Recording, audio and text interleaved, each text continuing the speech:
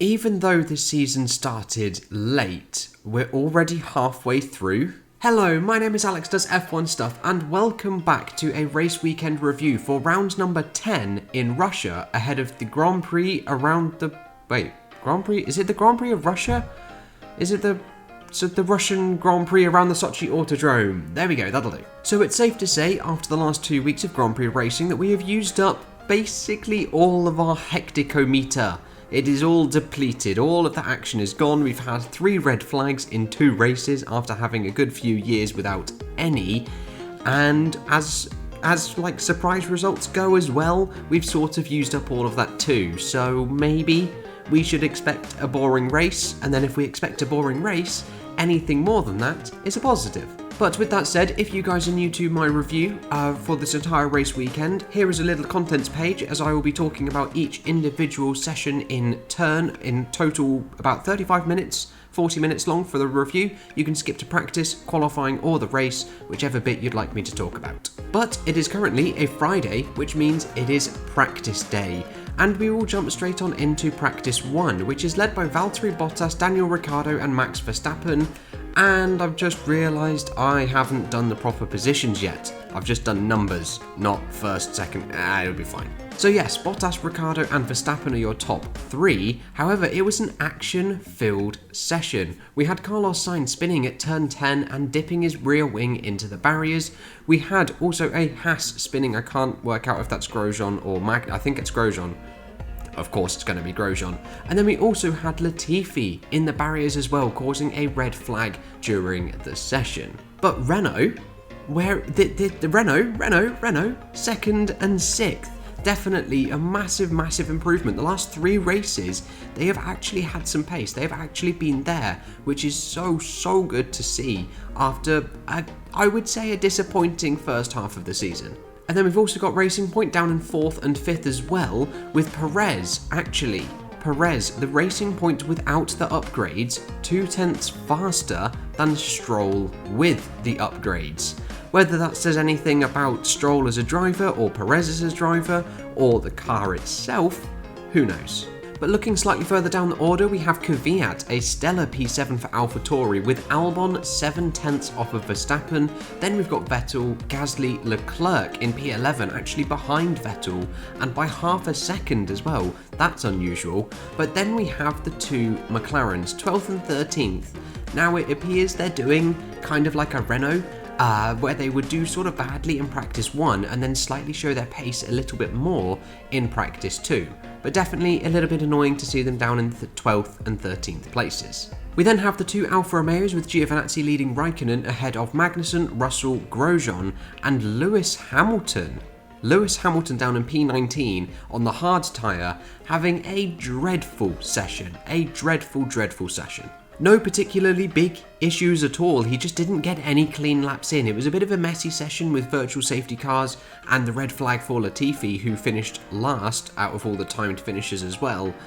And all in all, Hamilton just got caught out in that without setting a representative time, but looking at Valtteri Bottas and the gap to Ricciardo being half a second, he should nicely slot into that, if not be a little bit higher than Bottas. But with practice 1 all done and dusted, let's dive into practice 2, and it is a Mercedes 1-2. Valtteri Bottas leads Lewis Hamilton by 2.5 tenths, and Daniel Ricciardo is still P3, but McLaren have shot up the leaderboards, 4th and 5th. That is much better for McLaren this time round, rather than practice 1 where they were 12th and 13th. A definitely better turnaround this time. Interestingly, people actually focused on long running in practice 2. Generally the long running is done in practice 1. Everyone did about 20-ish, 28-ish laps in practice 1, and now everyone's in the 30s. And that doesn't really happen often. It may only be Sochi, I'm not 100% sure. It's interesting to see it though. And then we've got Sergio Perez, still the leading Racing Point without the upgrades, with Lance Stroll all the way down in 17th place. But the Red Bulls, are the Red Bulls struggling? They haven't really shown much pace. I think in practice 1 they were only like 6th or maybe even 7th again, as Verstappen finds himself B7. And then we've got Albon down in P12. However, he is only 2/10ths down. So it's close. It's just unfortunate that there is 4 cars between that 2/10th gap between himself and Max. And Charles Leclerc has popped himself in front of Sebastian Vettel for the first time this weekend as well. And 8th and 10th, I think that's as well as Ferrari can actually do. Possibly Q3 potential for just one car, and definitely points for both is going to be on the board. With the two AlphaTauris slightly slipping down the order to 11th and 13th place, but it is Alfa Romeo and Kimi Raikkonen who still appear to be the best of the last 3 teams. So it is Alfa Romeo, then the 2 Williams, with Stroll down in 17th place like I mentioned before, and then we have Giovinazzi sandwiched between the 2 Haas cars, which definitely at this point in the season are the slowest car on the grid. So looking at the practice results so far, Renault are genuinely a threat. I don't think that Red Bull have much pace. They would have shown it otherwise, because there's no need to sandbag, as you can't turn your engine up to max and pump out those quick times, so there's no need to sandbag anymore. And to see them down in 7th and 12th, it's not really where you would expect to see Red Bull.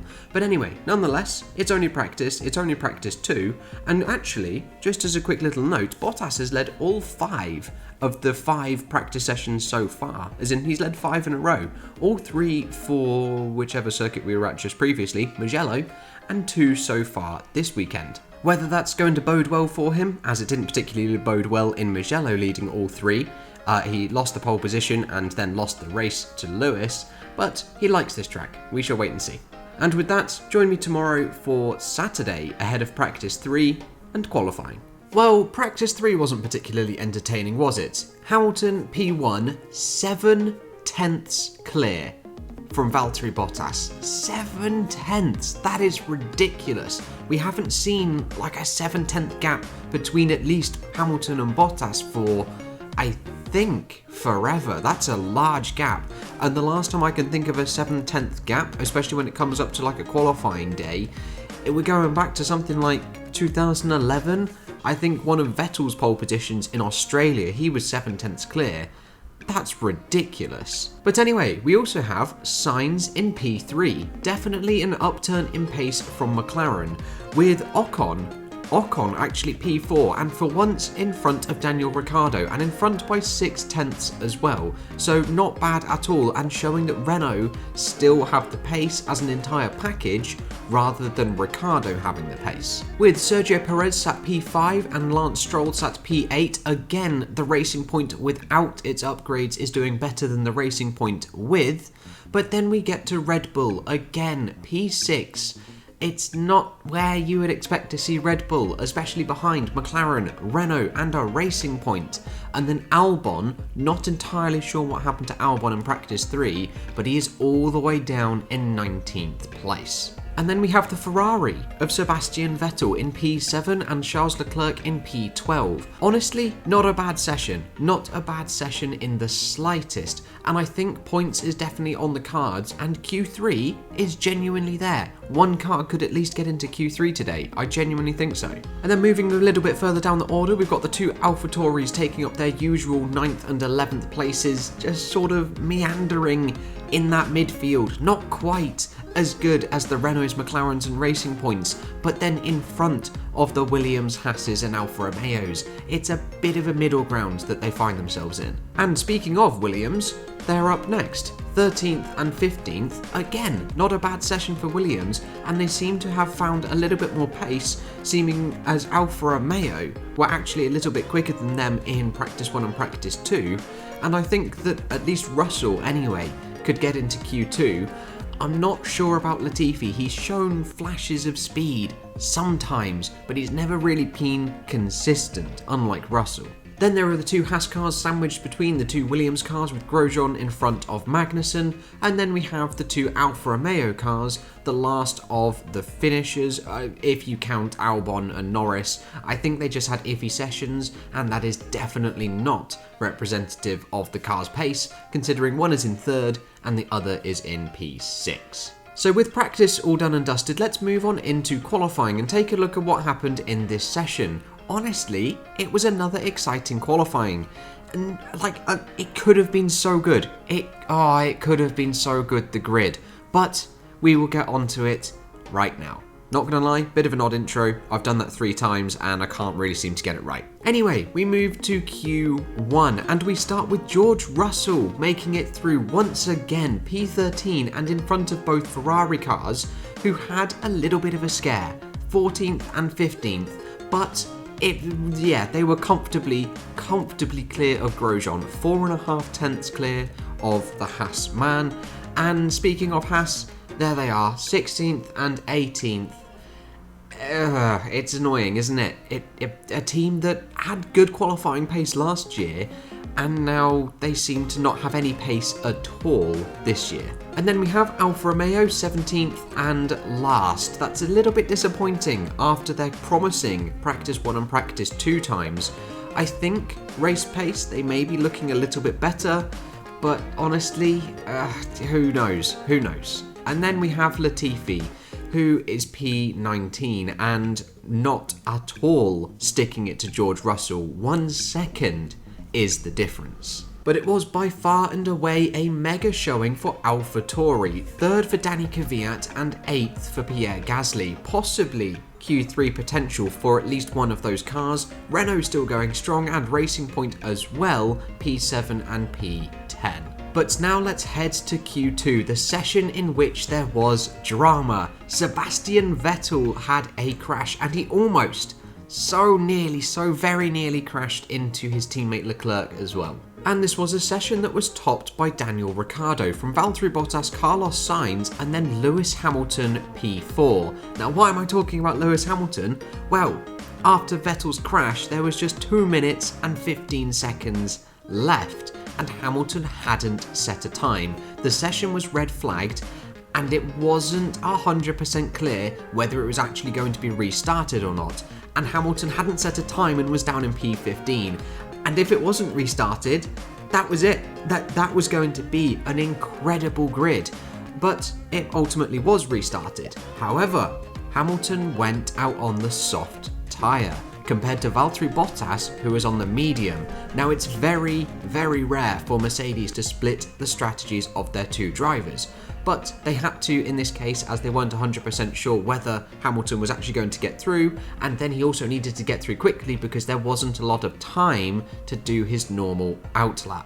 So with Mercedes splitting their strategies and Hamilton just making it through, pushing Charles Leclerc out. Unfortunately, Charles Leclerc was in. He was just in. And then Hamilton managed to go P4, pushing the Ferrari man out. Unfortunately, no Ferrari-powered cars in the top 10. However, they have their choice of tyres now starting P11 and P15. So hopefully the race should be a little bit better and maybe points now for just the 1 car. Unfortunately though, Danny Kvyat will start P12. He couldn't continue the pace that he had in Q1 where he finished P3, and then we have George Russell opting not to go again after the red flag restart and will start P14. But Lance Stroll, P13, that is a big shock. I was surprised at that, and seeing Sergio Perez P5, that is a big surprise. But we definitely have an interesting Q3 coming up. Both Renaults, both Red Bulls, both Mercedes, both McLarens, a Racing Point and an AlphaTauri. And with that, we head to Q3 itself, and it is pole position number 96 for Lewis Hamilton. Over half a second clear of Max Verstappen. Now Max Verstappen put in a mega lap. I think he got a little bit of a tow from Valtteri Bottas, who was at 1.7 and a bit tenths behind Lewis, managed to go a little bit quicker, but then Max went even faster still. But talking about Valtteri Bottas, he will be starting on the yellow-walled medium tyres, and remember back to 2017, he started P3 and he ended up winning the race. It is a long run down to that first corner. However, I think personally Hamilton has the advantage right now, starting on that soft tyre. He just needs to get a decent start and not bog down, and then the tyre advantage over Valtteri Bottas should be enough to get down to that first corner first. but it was Sergio Perez who put in a mega lap to go P4 ahead of Renault. Renault have looked like the third best team so far this weekend in all of practices and even qualifying so far up until Q3, and they find themselves 5th and 7th. Honestly though, not a bad position to be in at all. You just gotta hope that they don't get boxed in at the start and they can make some moves using the slipstream starting slightly further down the order. Then we get McLaren. Again, I feel they're in a decent position, 6th and 8th.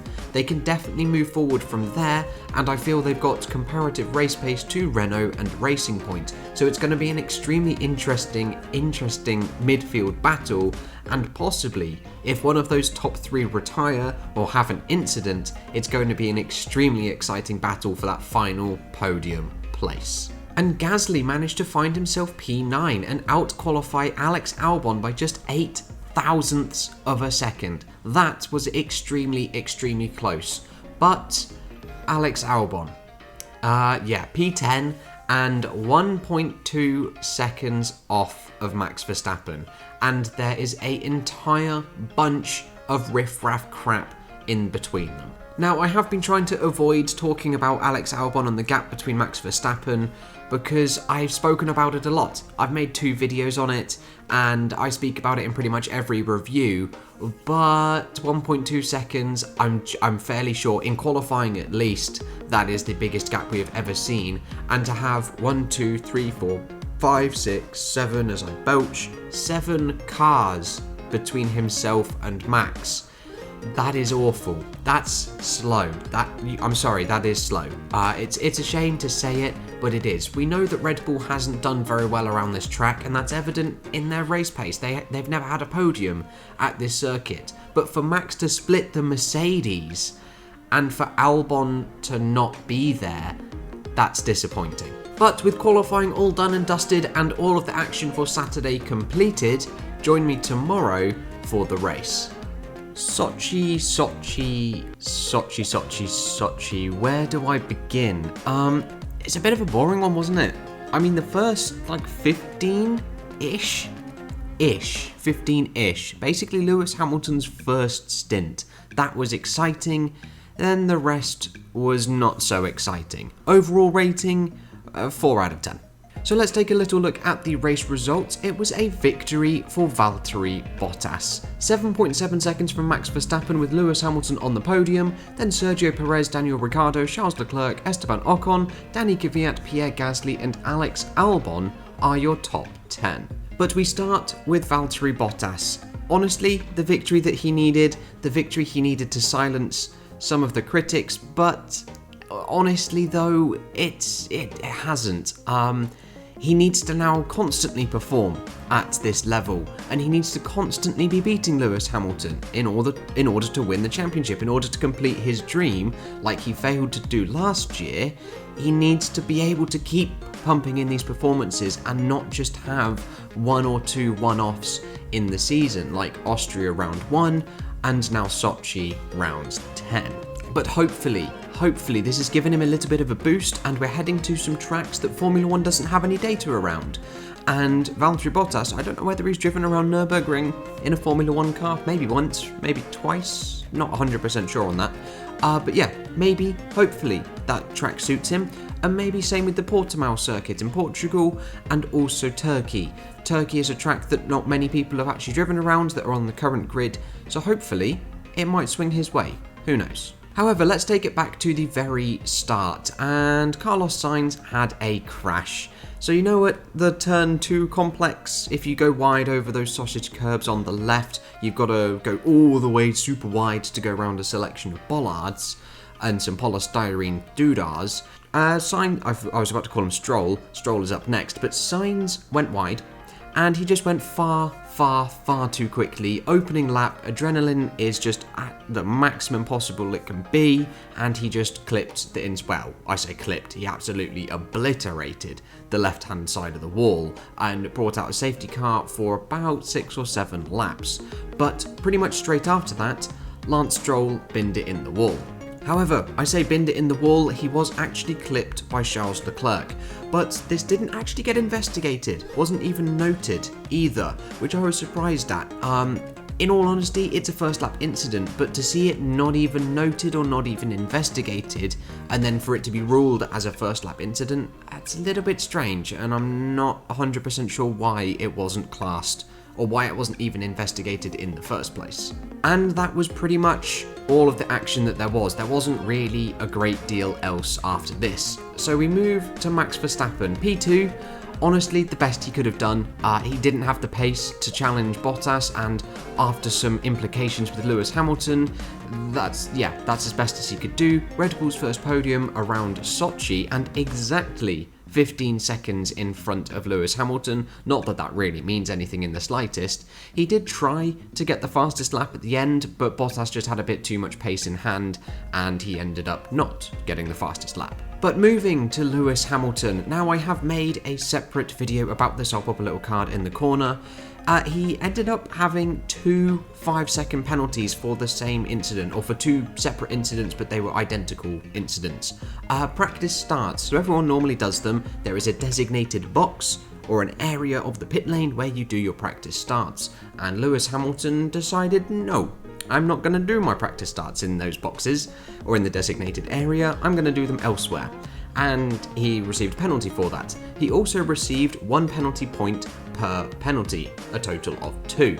However, shortly after, and also after I made my video as well, these penalty points were rescinded and are no longer added. Instead, Mercedes were fined as they told Hamilton to go to the end of the pit lane. However, his 10 seconds was still added, but in the grand scheme of things, being on the wrong tyre after qualifying, it really wouldn't have mattered, and I don't think even with the penalties, he would have even challenged Bottas. Bottas was just in a league of his own today, and honestly, I don't think he would have even got second with the penalties. The strategy was just poor. But moving away from Lewis Hamilton and heading to Sergio Perez, a solid weekend. Bear in mind, this is the racing point that doesn't have the upgrades, and he was consistently quicker than Lance Stroll basically throughout the whole weekend. Through the majority of practice, he qualified higher, and he ended up finishing the race. Ultimately, we don't really know the race pace of Lance Stroll's kit, as he didn't finish the race, but still, it's a bit of an interesting one. And definitely a positive for Sergio Perez, a good mark in his books, and hopefully looking for a seat for next year. He may potentially have one. I don't know where, perhaps AlphaTauri, perhaps Alfa Romeo, something like that, maybe even Haas. I don't know. But results like these will definitely keep him in those good books. And then we've got Renault. I'm going to talk about Renault as a whole because I feel it was a missed opportunity. Both Ricciardo and Ocon had extremely good pace. Ricciardo was running third on that first lap. He managed to get past Verstappen, I think it was, and then he slipped back. And then he slipped back to fifth shortly before the safety car. He was even behind his teammate at one point. They then ordered a little switcheroo, which cost Ricciardo a 5-second penalty because he then ran wide going into turn 2 and then didn't go around the bollards even though he went wide of the sausage curbs. So we got a 5-second time penalty for that, but ultimately that didn't hamper him in the slightest. But it just set the whole team on the back foot, and I feel that fourth was theirs to lose. Even with the racing point there, I feel they could have challenged. They just sort of slightly messed it up a bit. And as for Esteban Ocon, he actually had some decent pace and was able to stick it to Ricciardo. So yes, a massive improvement for Ocon there. Definitely a positive race for Renault as a whole, and also Ocon. And then moving to Charles Leclerc, P6 and 8 solid points. I mean, there's not much else you can really say. He's just dragging everything he possibly can out of that car and giving it his absolute all. And that's what you want to see from a driver. Looking at Sebastian Vettel down in P13 and out of the points and a lap down, and Charles Leclerc is on the lead lap, albeit 62 seconds off the pace, but mixing it with the Renaults and the AlphaTauris, etc., it's an exceptional performance. And speaking of the AlphaTauris, what a bloody race that was for them. Kvyat almost P7, hounding Esteban Ocon in the last couple of laps to just be 7/10 down on a P7. I think that would have been his best place or best finish of the year so far. I think 8th equals his best finish. I'm not 100% sure on that. Another strong race for Gasly, and for both AlphaTauris to be in front of Albon, who had a absolutely dreadful race. I don't really know what happened to Albon, to be honest. He started on the soft tyre, I think. I'm fairly sure he started on the soft tyre, pitted under the first safety car, which bear in mind is on lap 1, which plopped him all the way at the back with Lando Norris, who we'll get onto a little bit later. And then he had a bit of a tussle. I was about to say dice and tussle, and I was going to go for tussle. Tussle. He had a tussle with Russell, Norris, and himself. It was pretty cool to watch, and it took a mistake from Russell. It took a lock-up from Russell for Albon to get past, which I suppose shows something about his race craft. But yeah, and then only to be able to claw back to 10th, bad race. Very, very, very bad race. But Alfa Romeo is up next, and honestly, a mega performance from Giovinazzi. Normally in the races we see Kimi Raikkonen have the better race outcome of the two Alfa cars, but this time round it was Giovinazzi, and he was knocking on the doors of the points. I don't know exactly how far behind Albon he was, maybe 10 seconds, maybe 15 seconds, I'm not 100% sure. But he was there thereabouts, and had the better of the lower end of the field, especially the Haas cars, who are up next. Magnussen P12, a huge turnaround from the past couple of races. Like the Alfa Romeos, they've actually got some decent race pace and can mix it with the lower reaches of the points paying positions and the upper reaches of the team, that's the wrong way around. The sort of 11th, 12th and 13th places, they can sort of mix it there, and they're definitely above the Williams in terms of race pace. And then we've got Lando Norris. Again, he pitted under the first safety car with Alex Albon, but he was also caught up in some of the debris with Carlos Sainz hitting the turn 2 wall, the inside wall of turn 2.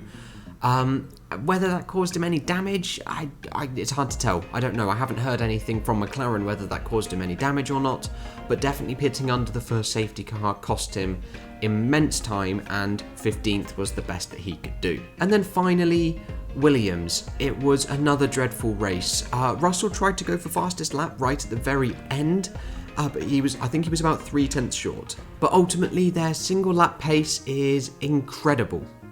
For the car that it is, it's incredible single lap pace. But then when it comes to the race, they're back to 2019. They're nowhere. And they're finishing last and second last or third last again, like they always used to in 2019 with the toothpaste car. It's just a bit disappointing. Knowing that their qualifying is such an improvement, why haven't they managed to make that improvement in the races? But overall, I feel it was another race that F1 needed to bring us down to earth, to expect what this is what normal F1 racing is like. Exciting and then crap. Whereas the past two races have been decent, have been exceptional races, 10 out of 10 races, 9 out of 10 races for myself. But then we get a race like this, and then having one every 2 weeks, and then if we have two like this, you're going to get a bit bored. Whereas if now in Nürburgring, Germany, we have an exciting race, which it might be raining with the weather, but that's in my pre-race review, that's coming up later. Yeah, bit of an interesting race, and ultimately 4 out of 10, decent for Bottas, decent for Renault, decent for AlphaTauri, but bad for McLaren, Williams, Hamilton, and Albon. There you go, that's my race review. And with that, we will take a quick dip on into the championships. Lewis Hamilton's lead at the top has come down to just 44 points. I say just 44 points, that's still bloody massive. 33 points is now the gap between Bottas and Verstappen, with Norris now 4th, ahead of Albon, Ricciardo, Stroll, Leclerc, Perez, Gasly, Sainz, Ocon, Vettel, Kvyat, Hulkenberg, the two Alfa Romeos, and Magnussen, with the two Williams and Grosjean yet to score. Mercedes' advantage in the Constructors' Championship extends to 174 points. Enormous score there. Racing Point are just 2 points behind McLaren, with Renault almost at the 100 club, just 5 behind the pink cars, with Ferrari slipping further back in 6th into the clutches of AlphaTauri, who are comfortably ahead of Alfa Romeo, Haas and Williams. And for those that like a visual representation of said data, here we go. Here is the Drivers' Championship with Lewis Hamilton, Valtteri Bottas and Max Verstappen comfortably in the lead, ahead of the riffraff in the midfield, and exactly the same in the Constructors. Mercedes waltzing their way ahead of Red Bull, who are ahead of the midfield. Now, I've been tweeting out a couple of pictures of the Formula 1.5 seasons, so I'm just going to pull up some graphs of these now. No fancy animations as my computer doesn't like it and it's struggling a little bit, but here is the drivers excluding the two Mercedes and Max Verstappen. We have Alex Albon still leading the way for the second round in a row, 128 points with Ricciardo second, then Stroll, Perez, Norris, Leclerc, Gasly, Ocon and Sainz are your top 10. And in terms of the Constructors for this Formula 1.5 season, we've got Racing Point still comfortably in the lead, just about 30 points, 20-ish points in front of Renault, who are in front of McLaren, Ferrari, Red Bull, AlphaTauri, Alfa Romeo, Haas and Williams. However, there are some people that aren't a fan of this Formula 1.5 season, so I've created a second one. Formula 1.5 without Mercedes and Red Bull, also excluding Albon, as some thought it was a bit unfair to keep Albon in. So I've excluded him and shuffled everybody else up once more. Norris is leading this one. It is not Norris leading this one. I forgot to readjust the points positions there. It is Daniel Ricciardo leading the championship for the first time this year from Lando Norris. Then the two Racing Points are on 118 points with Charles Leclerc on 107. And the Constructors' Championship, it is still Racing Point leading the way with McLaren just ahead of Renault, who are 30 points clear of Ferrari, who have AlphaTauri, I was about to say Alfa Romeo, but AlphaTauri just behind them. And there we go, that's all I've got for you today, guys, for my race weekend review for the Sochi Grand Prix. Catch me in the next video with whatever and whenever I decide to make it. I'll see you guys then.